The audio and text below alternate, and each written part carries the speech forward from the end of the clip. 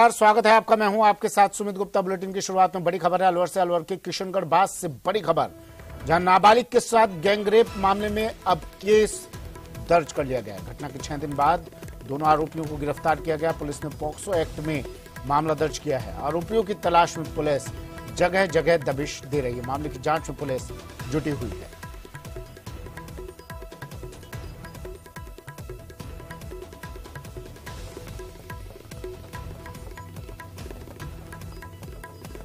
बड़ी खबर है टीवी स्क्रीन पर अलवर से। अलवर नाबालिग के साथ गैंगरेप मामले में केस दर्ज। पुलिस ने पॉक्सो एक्ट में केस दर्ज किया। जगह जगह आरोपियों की तलाश में पुलिस दबिश दे रही है। मामले की जांच में जुटी पुलिस। राजेंद्र शर्मा मेरे सहयोगी अलवर से फोन लाइन पर जुड़ गए। राजेंद्र, अपडेट क्या पूरे मामले पर? जी, ये जो पूरा मामला है किशनगढ़ थाना इलाके का है, जहां एक 10 वर्षीय मासूम बालिका अपने घर पर सो रही थी। तभी 2 आरोपी आए और उस बालिका को उठा करके ले गए और खेतों में जाकर के उसके साथ दरिंदगी की घटना को अंजाम दे रहे थे। बालिका की चीख पुकार सुनकर के पास के ही खेतों में सिंचाई कर रहे बालिका के माता पिता वो घर पहुंचे और जब उन्होंने जाकर के देखा तो बेटी नहीं है, तो उसके बाद वो खेतों की तरफ गए तो 2 आरोपी जो हैं वो बालिका के साथ दरिंदगी की घटना को अंजाम दे रहे थे। जो उनके नामजद मुकदमा दर्ज कराया है। आरोपी सूबेदीन और तारिक खान के खिलाफ किशनगढ़ थाने में पीड़ित परिवार के द्वारा रिपोर्ट दर्ज कराई है। और इसके बाद जब पीड़ित परिवार मुकदमा दर्ज कराने की बात कर रहा था, आरोपियों के द्वारा जान से मारने की धमकी दी गई।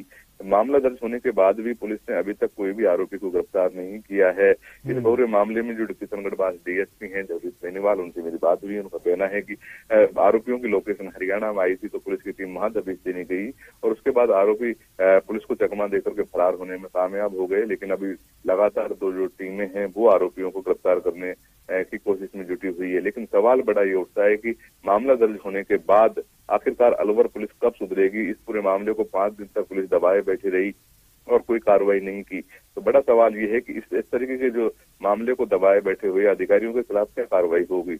नहीं, सवाल यही है मेरा राजेंद्र, 5 दिन तक पुलिस दबाए बैठी रही, ऐसा पहला मामला नहीं है। और खासकर अलवर पुलिस तो अब न सिर्फ राजस्थान में पूरे देश में मशहूर हो चुकी है ऐसे मामलों के लिए।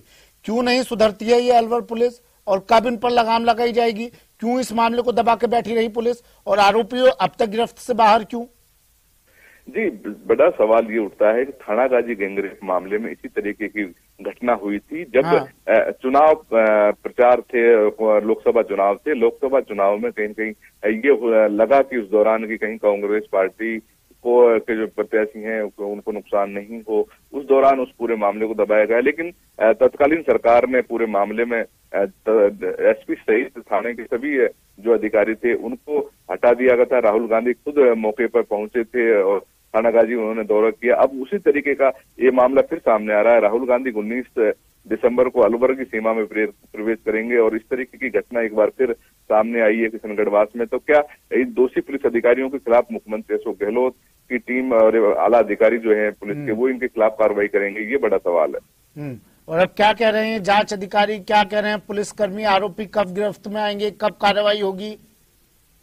जी, जो डीएसपी हैं, जो जांच अधिकारी हैं किशनगढ़ से जगदीश बेनीवाल, उनसे मेरी बात हुई है। उनका कहना है कि जो रिपोर्ट है वो 13 तारीख की शाम को दर्ज हुई है और उसके बाद उन्होंने तुरंत कार्रवाई की है। और चूंकि पीड़ित का मेडिकल कराया और उसके बाद आरोपियों की तलाश के लिए टीम गठित कर दी, तो उनका कहना है कि हमने इस पूरे मामले में त्वरित कार्रवाई की है। लेकिन उनका कहने की बात यह है कि त्वरित कार्रवाई हुई है, लेकिन अभी तक जो आरोपी हैं वो कहीं फाइल पर गिरफ्तार नहीं हुए हैं। तो कहीं कहीं जब तक आरोपी पकड़े नहीं जाएंगे तब तक पीड़ित परिवार को उन्होंने जान से मारने की धमकी देने की बात भी रिपोर्ट में कही है। तो ये बड़ा सवाल उठता है कि पुलिस क्या पीड़ित परिवार को सुरक्षा देगी या आरोपियों से बचाने के लिए, और आरोपियों को गिरफ्तार अब तक क्यों नहीं कर पाई है? एक आखिरी सवाल, दोनों आरोपियों की पहचान हो गई है, नामजद मुकदमा दर्ज करवाया गया है, फिर क्यों नहीं आरोपियों तक पहुंच पाई पुलिस? जी, अभी तक जो सवाल उठ रहा था कि पुलिस इस पूरे मामले को गैंगरेप, क्योंकि माइनर 10 साल की बच्ची है, तो छेड़खानी का मामला जो पुलिस है इस पूरे मामले को देने की कोशिश कर रही है। तो वहां भी धाराएं जो है पोक्सो एक्ट और 376 डी में दर्ज होती हैं। चूंकि बालिका है वो 10 साल की है, तो वहां कानूनन वो धाराएं लगती हैं जिन धाराओं में आरोपियों को गिरफ्तार करना पड़ेगा। बालिका के बयान और जो रिपोर्ट है वो इस पूरे मामले में काफी होती है, और रिपोर्ट के बाद भी पुलिस ने अभी तक इस पूरे मामले में गिरफ्तारी नहीं की है। तो ये पूरा मामला कुछ देर बाद अभी मामला सामने आया है, तो हो सकता है कि अब इस पर राजनीति भी शुरू होगी। और शुक्रिया राजेंद्र तमाम जानकारी के लिए। और एक और बड़ी खबर आ रही है डूंगरपुर से, जहां डीएसटी ने सागवाड़ा में होटल पर छापेमार कार्रवाई की। होटल से 25,000 की शराब जब्त की है। होटल में अवैध रूप से शराब पिलाई जा रही थी। पुलिस ने होटल संचालक को गिरफ्तार कर लिया है। सागवाड़ा थाना क्षेत्र में बीती रात ये कार्रवाई की गई।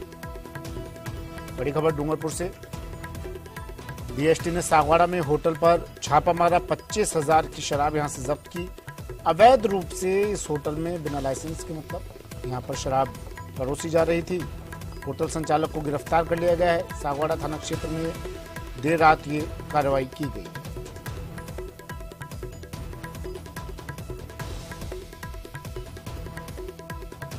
डूंगरपुर से बड़ी खबर, डीएसटी की बड़ी कार्रवाई।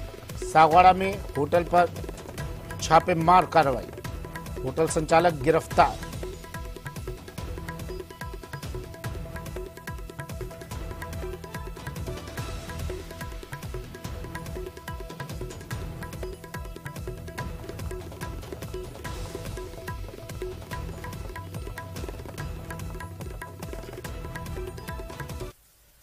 चलिए शुरू